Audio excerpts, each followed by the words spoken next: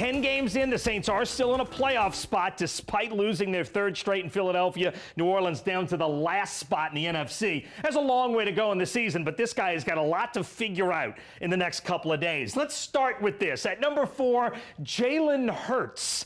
His name is a sentence. I love that. And in this case, the implied direct object of the sentence is New Orleans. The current version of the Saints began with that great draft class of 2017. That's when this newest upswing began. In regular season and playoff games, the Saints have played 81 games since 2017. Do you know how many times teams have run the ball for 200 yards or more against the Saints in those 81 games? It has happened twice. Jalen Hurts carved up the Saints last year, and Jalen Hurts carved up the Saints this year. 246 yards last year, 242 this year as a team. In both games, Hurts ran around and through the Saints, and he seemed to make every correct decision. Jalen Hurts is the Saints' killer. Now, we're going to get to all the missing offensive pieces in a minute, but when you give up 242 rush yards and get destroyed in time of possession, you're just not going to win. Yes, the offense has massive problems,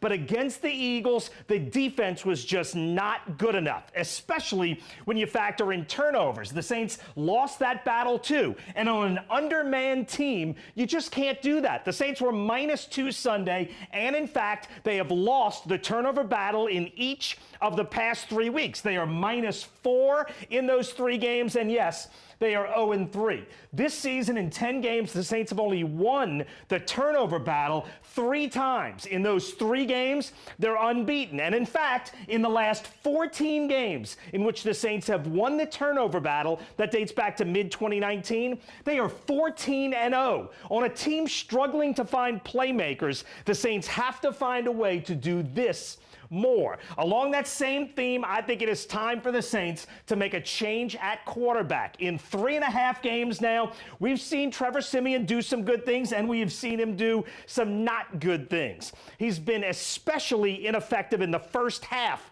the last 3 weeks. His quarterback rating on the season is 88.9. That is 25th best in the NFL. Taysom Hill, by the way, in bits and pieces over 4 seasons, has a quarterback rating of 91.4, which is slightly better.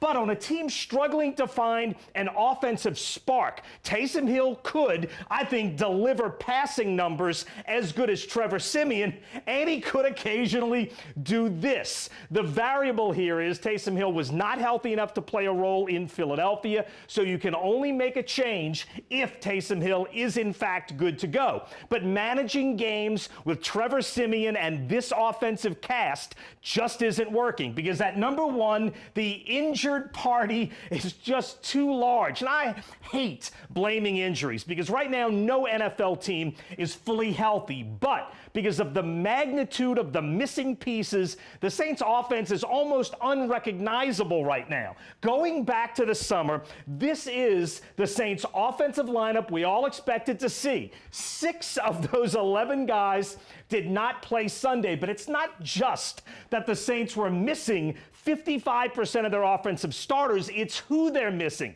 In terms of Pro Bowl appearances, the guys the Saints were missing this week have been to 14 Pro Bowls. The guys who played Sunday have been to 0.